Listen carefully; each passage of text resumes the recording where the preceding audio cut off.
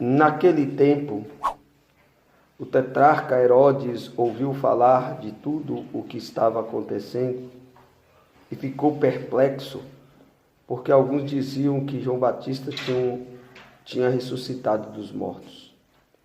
Outros diziam que Elias tinha aparecido.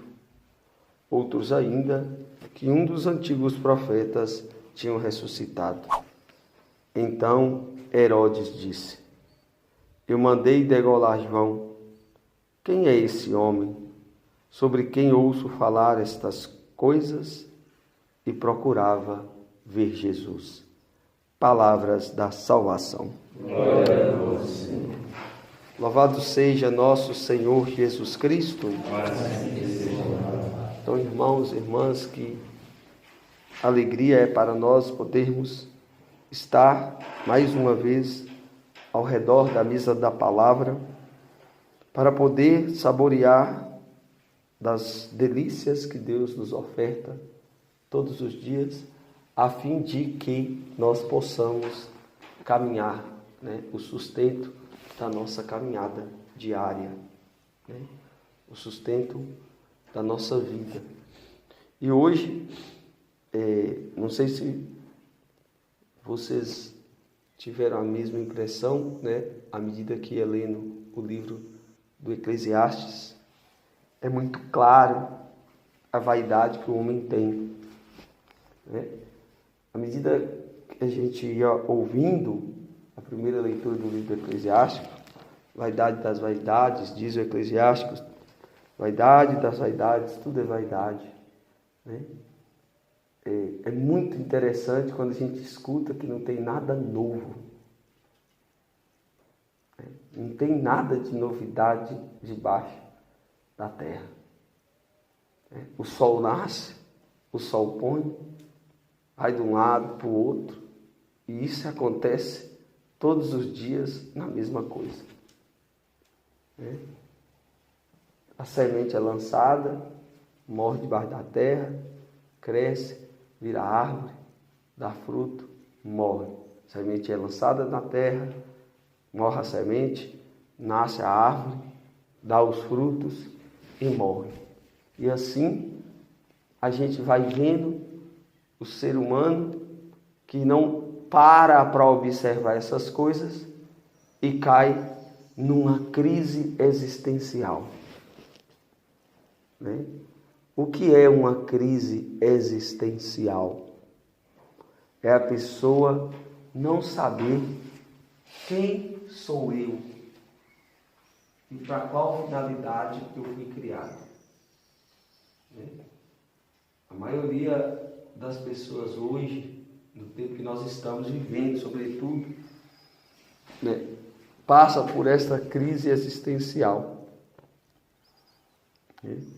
E não sei se algum de vocês já passou por essa fase, ou por esse sentimento de muitas vezes se sentir inútil a ponto de não ter sentido na vida, Não ter sentido na vida. E isso acontece quando nós tiramos os olhos de nosso Senhor Jesus Cristo. Isso acontece quando nós desviamos o nosso olhar e o nosso coração do foco principal, da meta de todo homem, de toda mulher, que é nosso Senhor Jesus Cristo.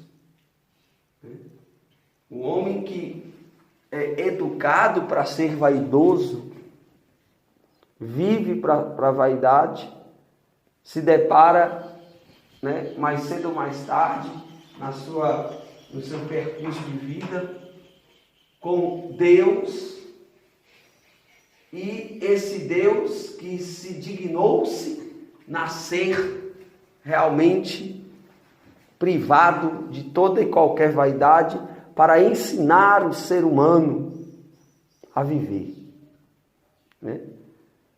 Jesus, lógico, veio para nos salvar, para redimir o ser humano do pecado original.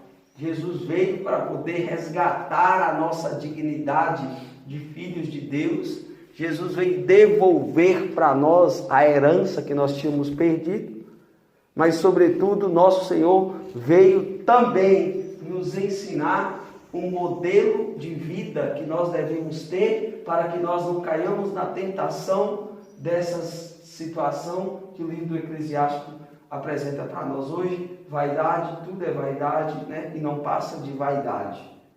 Porque nós nascemos, nós crescemos, nós produzimos e nós morremos. E assim passa uma geração e chega a outra, e a outra passa e chega a outra, e as coisas continuam do jeito que Deus programou, né? Esta programação, quem fez e quem faz é Deus, porque Deus está no domínio de todas as coisas. Então nós precisamos realmente começar a observar, né, todas as coisas, porque o autor do livro do Eclesiástico está realmente fazendo um convite à observação, sobretudo da natureza, da criação, para que nós possamos perceber o ciclo, né, que nós devemos passar, o ciclo de vida que nós devemos ter, e não cair realmente nessa tentação diabólica de achar que nós estamos produzindo ou trabalhando para ficar as coisas aqui para sempre, né? Então nós precisamos realmente sublinhar, né, esse aspecto da vaidade como um sinal de Deus, para que a gente realmente entenda, né, e subtraia verdadeiramente frutos da nossa estadia aqui na Terra, né? Essa estadia que é breve, né? O que é 80 anos, 100 anos, 150 anos em relação à eternidade? Nada, né? Por isso nós devemos cultivar cada vez mais as coisas do alto, por isso nós devemos cada vez mais trabalhar pela eternidade, por isso nós devemos cada vez mais observar realmente o que é de fato necessário para a nossa vida, né? Devemos combater diariamente esse homem e esta mulher que sempre quer nos empurrar para as coisas terrenas, sempre quer nos empurrar para a terra, sempre quer nos convencer que a vida é aqui. Então nós devemos aproveitar, a vida é passageira, vamos curtir. Esse é o homem terreno, o homem que não entendeu, né, que todas as coisas foram criadas exatamente para podermos contemplar a grandeza de Deus e desejar estar com Ele. Todas as coisas foram criadas para que a gente possa contemplar o poder de Deus e assim, cada vez mais, desejar chegar até Ele para poder contemplar a sua face poderosa. Essa é a finalidade de todas as coisas. Por isso a Sagrada Escritura diz, né, render graças em todas as circunstâncias, né, em tudo que você vê, em tudo que você fazer, em tudo que você realizar, dê graças a Deus, porque assim é que Deus deseja. É assim que Deus quer nos treinar para a eternidade. É assim que nós avançamos cada vez mais decididamente para convencer, primeiro nós e depois as pessoas, que tudo vai passar, né?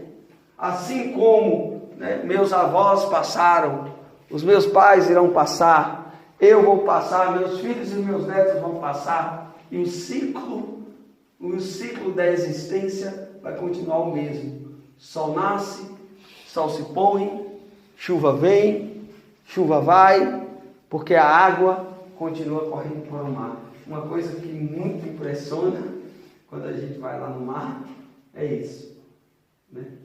Quando a gente olha para aquele tanto de água e pensa que todos os rios do mundo, né, correm em direção ao mar, e aquela onda que vai, e aquela onda que vem, né?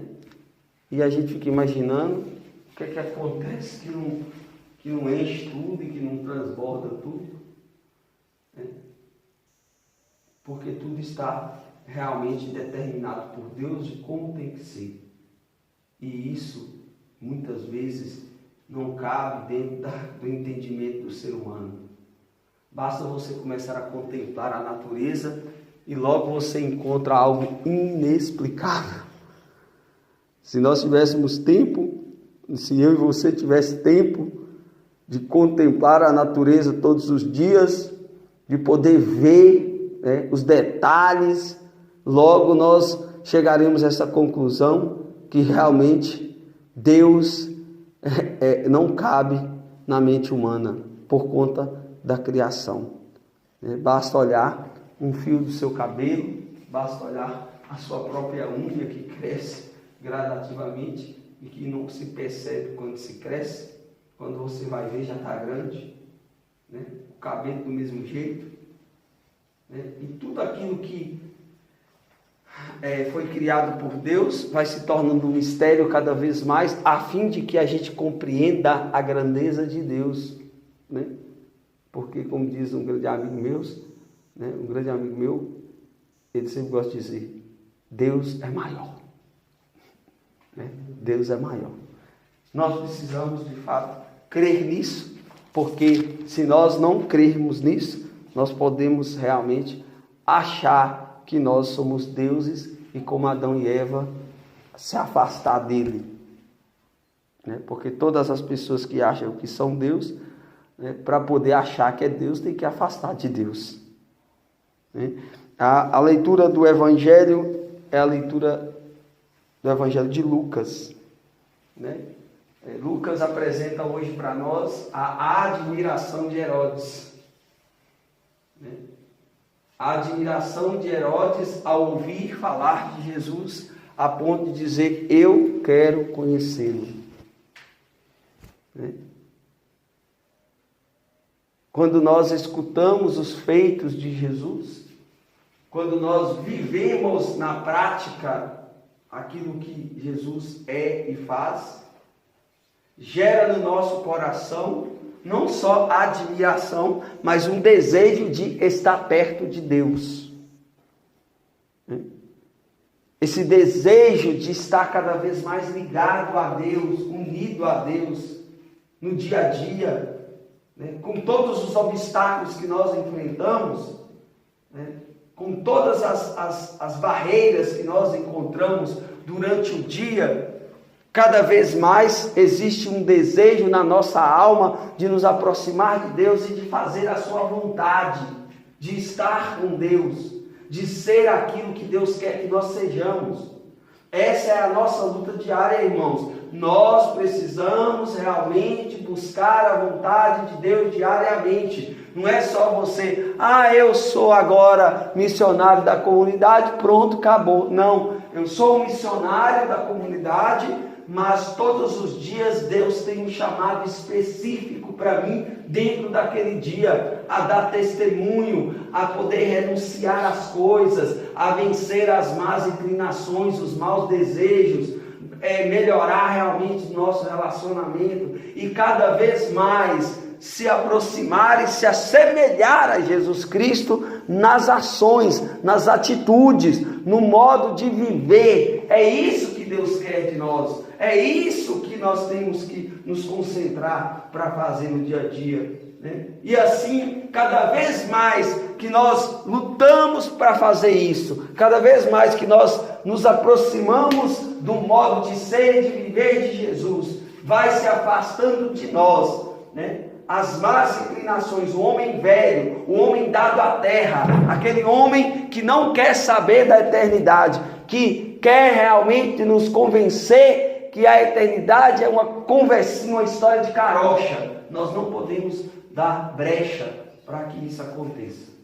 Cada vez mais nós estamos vendo aí esse cenário terrível, dessa degradação da fé, de pessoas que cada vez mais se distanciam de Deus, pessoas cada vez mais aderindo. Olha o grande problema que nós estamos enfrentando na atualidade, não é as pessoas realmente se afastar de Deus. Antes era se afastar de Deus, era um problema. Hoje eles estão se afastando de Deus para ir para perto do diabo, né? Que é pior ainda. Antigamente as pessoas se afastavam de Deus, mas não buscavam um relacionamento tão íntimo com Satanás. Hoje o satanismo aumentou tanto, que nós podemos observar que esse ano já desapareceram mais de 50 mil crianças. E a maioria dessas crianças que desapareceram é fruto de rituais satânicos. Nós estamos numa guerra tremenda. Estamos realmente nos últimos minutos, né, dessa partida que pode acabar a qualquer momento. Porém, muitos de nós não percebem a gravidade do problema. Porque ainda nós estamos presos às nossas vaidades, às nossas circunstâncias. Nós não pensamos realmente no conjunto, mas eu penso no meu grupo, na minha situação, no que eu estou vivendo, né? E as pessoas cada vez mais se aderindo a esse movimento, ao movimento da nova era, né? Ao movimento do satanismo, do gnosticismo, né? Das coisas que remete à força, né? Essa semana eu vi uma matéria do cardeal Miller dizendo, né, que esse termo mãe terra é pagão, né? A terra foi criada por Deus e a nossa mãe é a igreja.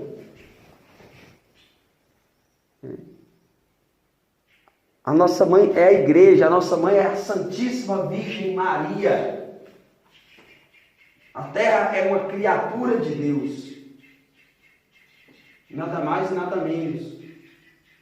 E hoje, com essa tendência globalizada, né, de ambiente, essa preocupação exagerada com o meio ambiente, deixa o ser humano em segundo plano, com a desculpa de devemos preservar a natureza, porque preservando a natureza, nós preservaríamos os seres humanos. E por conta da natureza, o ser humano é humilhado. A briga entre os seres humanos é algo muito louco de se analisar, né? As pessoas que defendem o meio ambiente, que precisa defender mesmo, com o intuito de preservar a casa comum, essas mesmas pessoas que preservam a natureza agridem as pessoas, agridem uns aos outros. Então você percebe que esse discurso de preservar a natureza é só uma fachada para conquistar poder. Lógico, nós devemos preservar a natureza, porque isso está dentro do ser cristão. Mas a natureza não está acima do homem. A natureza está a serviço do homem. Para que o homem possa realmente sobreviver, para que o homem possa realmente contemplar as maravilhas que foi criada por Deus. Não colocar as coisas fora do lugar é fundamental para que a gente não se perca. Não colocar as coisas fora do lugar, né? Por isso é importante que você levante, arrume sua cama, coloque as coisas no lugar, para poder você determinar na sua mente que o dia hoje será organizado, né?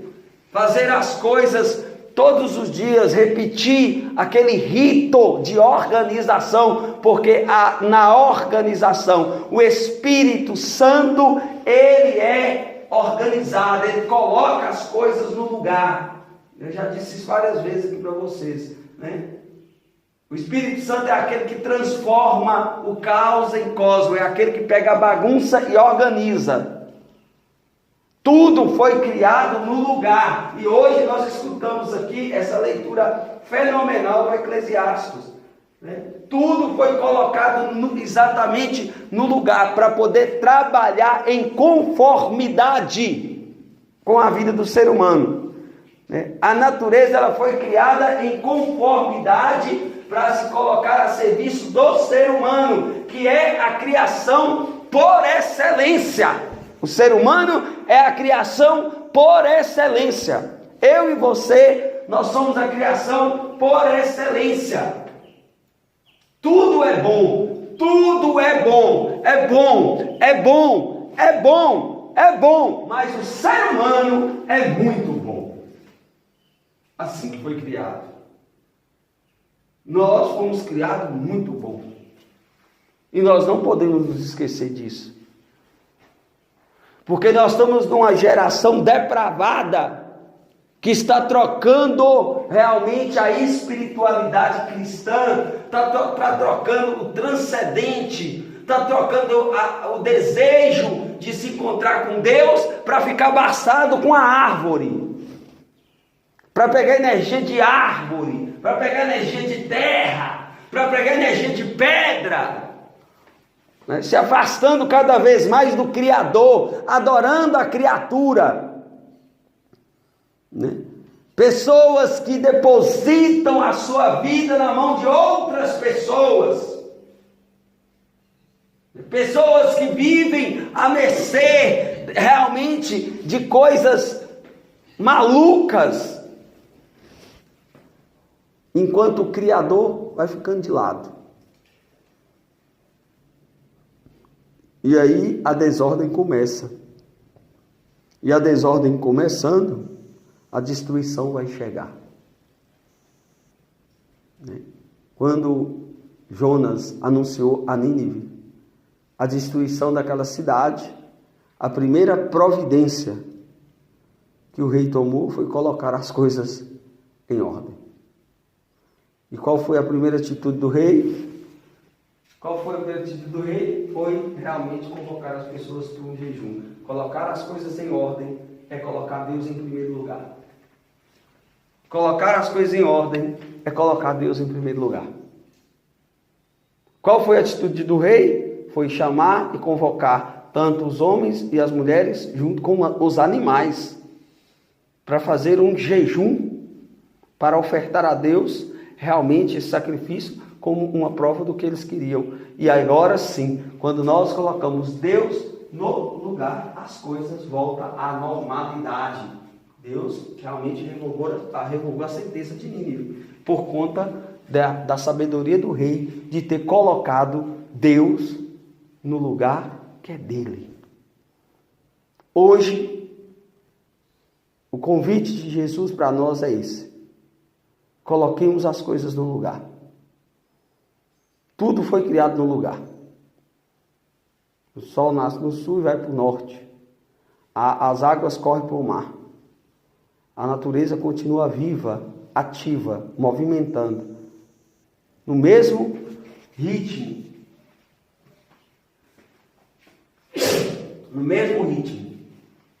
E nós, seres humanos, com essa tendência realmente exagerada na vaidade, entramos numa desordem emocional, psíquica, física.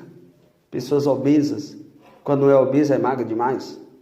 Pessoas que não sabem hora de dormir nem hora de acordar. Pessoas que estão totalmente desequilibradas por conta de não colocar Deus no devido lugar.